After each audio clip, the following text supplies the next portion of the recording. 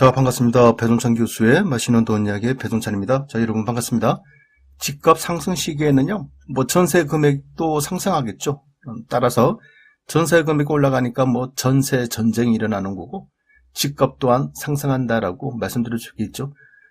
따라서 지난 2020년 6월부터 2021년 5월 달까지의 전국 아파트 매매 금액과 전세 금액의 변동률을 한번 살펴보면, 이처럼 전세 금액도 올라가고 매매 금액도 올라가는 그래요. 이처럼 상승 일변도였다라고 말씀드릴 수가 있다는 겁니다. 이런 시기에는 전세집 구하기가 정말 귀하죠. 따라서 전세집 구하는 전쟁이 일어나고, 아직도 제 머릿속에 기억나는 거는 전세 구하는데 22억 가구의 세입자들이 줄을 서고 있다는 거 아닙니까? 따라서 전세가 나오면 바로 계약을 한다. 번호표를 나눠주듯이 그만큼 이제 전세집 구하기가 어려운 그러한 시기가 있었다는 거죠. 수요는 많고 공급은 줄어드니까 전세 금액은 상승할 수밖에 없겠죠. 이처럼 전세 금액이 상승하다 보니까 2020년 8월 달부터 시행이 된 2+2년 전세 계약 갱신 청구권 5% 전세금 인상. 그렇죠. 세입자들 입장에서는 당연히 2+2년, 2년 전세 기간 만기가 되면 전세 계약 갱신 청구권을 사용하였다는 거죠.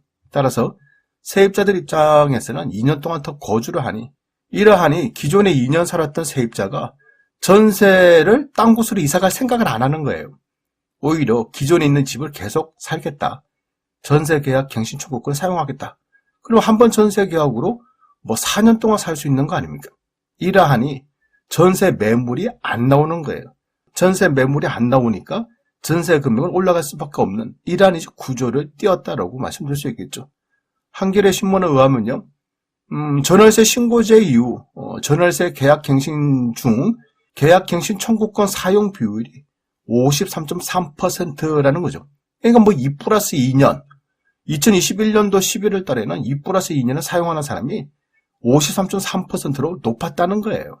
그런데 2023년 1월 2일 금융소비자 뉴스에 의하면 현재 서울에서 계약 갱신권 사용은 41%로 뚝 떨어졌다는 겁니다. 53%가 갑자기 41%로 이처럼 뚝 떨어졌다는 거죠. 그만큼 전세 계약 갱신 청구권의 기한 2+2년을 더 사용하지 않고 웬만해서는 그냥 세입자들이 2년 살고 다른 곳으로 바로 이사를 간다는 거죠. 이처럼 세입자들이 다른 곳으로 이사를 가는 원인, 아주 간단하죠. 그것은 바로 전세 금액의 하락. 그렇죠. 전세 금액의 추락에 그 원인이 있다라는 거죠. 나는 전세 금액 5억짜리 들어왔는데 지금 보니까 다른 집이 전세 4억이야. 그러면 어떻게 하고 싶어요? 딴 집으로 이사 가고 싶지 않나요? 그렇지 않습니까? 내가 현재 전세 금액이 2억인데 지금 다른 집이 1억 5천짜리가 있어. 그럼 다른 집으로 이사 가고 싶다는 거예요. 그리고 그 돈으로 은행 이자를 갚는다거나, 그렇죠? 이런 식으로 이제 생각들을 한다는 거죠. 따라서 계약갱신 청구권 미사용 원인은 뭐니 해도 전세 금액의 하락이 그 원인이다라고 말씀드릴 수가 있다는 겁니다. 한국부동산원의 2022년 12월 마지막 주 전세 가격 변동률인데, 그래요. 작년 2022년 12월 달 마지막 주 전세 가격 지수 변동률, 전국은 마이너스 0.90에서 마이너스 0.92. 그래도 전국적으로 본다면 그나마 전세 금액의 하락률이 그나마 좀 덜 깊다라고 말씀드릴 수 있을 것 같아요. 수도권을 놓고 보면 마이너스 1.21에서 마이너스 1.24. 또 수도권 또한 전세 금액이 다소 하락률이 그만큼 좀 크게 증가되고 있지 않다, 이렇게 말씀드릴 수 있을 것 같고요. 지방 같은 경우에는 전세 가격 지수 변동률이 마이너스 0.61에서 마이너스 0.60. 오히려 지방 같은 경우에는 전세금 하락이 좀 줄어들었다라고 말씀드릴 수 있겠죠. 그리고 서울은 마이너스 1.13에서 마이너스 1.22. 서울은 오히려 전세금 하락이 더 깊어지고 있다라고 말씀드릴 수가 있겠어요. 이를 최근 1년간 전국 아파트 매매 전세 가격 지수 및 변동률 추이를 또 살펴보면 빨간색이 전세 가격 변동률인데 12월 달, 그래요. 11월 달, 12월 달 들어서 빨간색의 깊이가 좀 더 밑으로 길어지고 있다. 즉 전세 가격이 이처럼 하락하고 있다.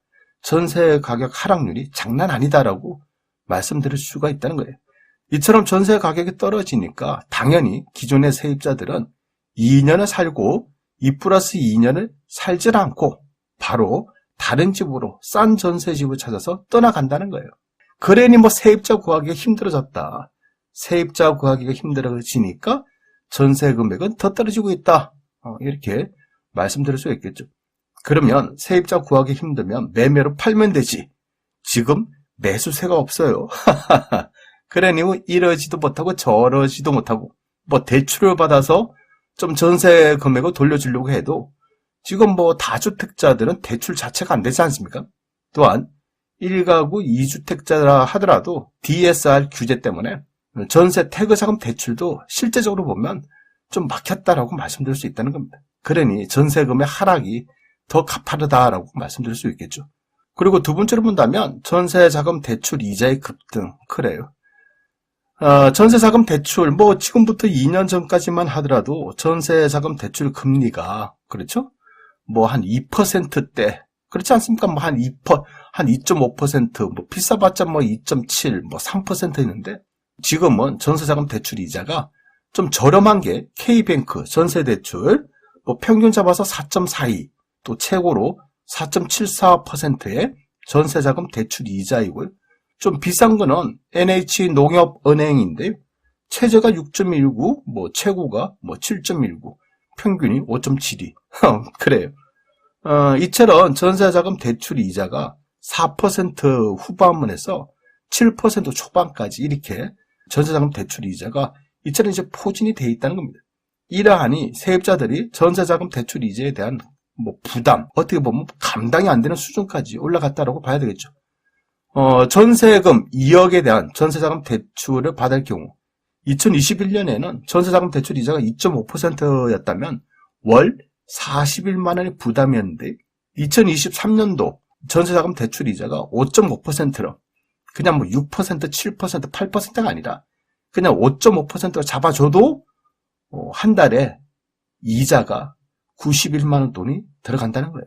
이건 뭐 딱 2년 지났는데 한 달 이자 41만 원에서 지금은 한 달 이자 91만 원.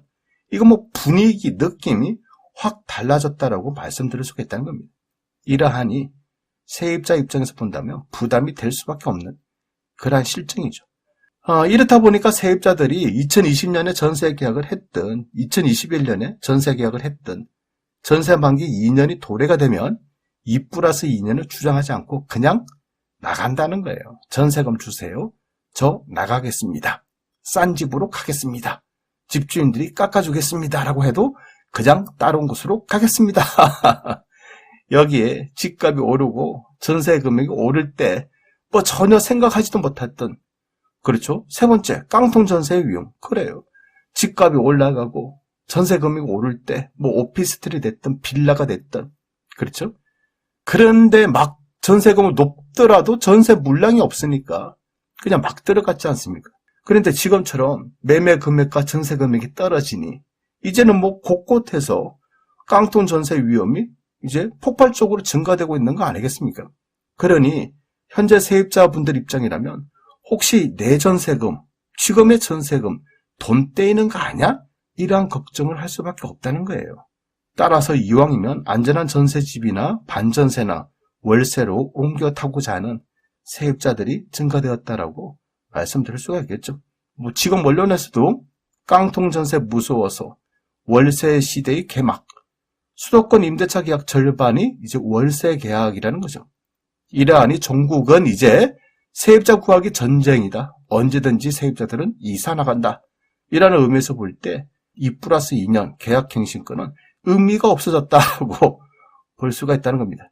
이러한 분위기, 전세금 하락, 세입자 구하기 전쟁, 언제든지 세입자는 이사 간다. 이러한 분위기는 전세 가격 상승의 시기, 그리고 금리 인하의 시기, 그런 시대가 도래될 때까지는 이러한 분위기가 계속 이어질 가능성이 많다라고 말씀드릴 수가 있겠습니다. 이상까지 배종찬 교수의 맛있는 도움 이야기였습니다. 감사합니다.